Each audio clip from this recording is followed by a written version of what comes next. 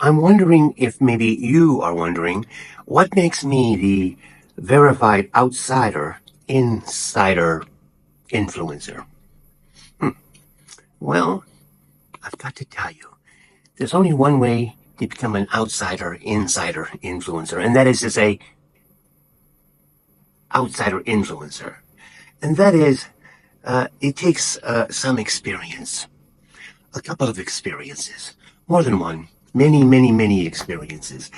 And the experiences come at a cost, is what the thing is. And the costs, there are several costs, three costs, three costs. First of all, there is the cost of, how shall I say it? The cost of, well, there's a cost of being an outsider, and that's you're the outsider.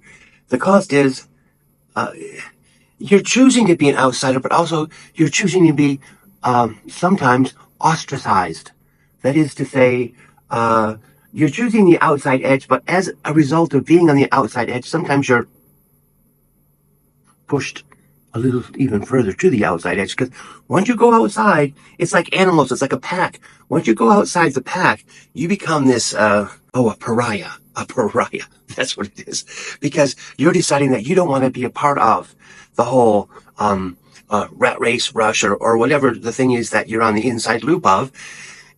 You've decided to step one step away from that so that you can identify your own personal goals and dreams and hopes and reality and the way you want to see the world, the way you want to enter into the world. So there's the pariahization, if you will, of being an outsider. You're choosing it, but then as a result of your choice, you become sometimes pushed away because people can be like, oh, well, I thought you didn't want to be a part of our group.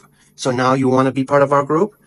I get it. I get it. But, but that's that's the number one thing you had to be ready for. If you're, if you're aspiring to be any kind of a person, well, if you're aspiring to be an outsider like me, and maybe you already are, or you could be an outsider and you don't even know it. You could be an outsider and, you're living the outsider life and you're wondering what's wrong with your life. And there's nothing wrong with your life. It's just that you don't know it, but you're an outsider. Okay, so that's number one. You choose to be an outsider, but then you become an outsider not by choice in a way because it's well, I just explained it. Okay, number two. I love that. Um, number two. Number two is the fact that you have to have some chutzpah. I believe that's a Jewish term, Hasidic term, a New Yorker term, chutzpah. It means you gotta have some guts. You gotta have some courage, some charisma.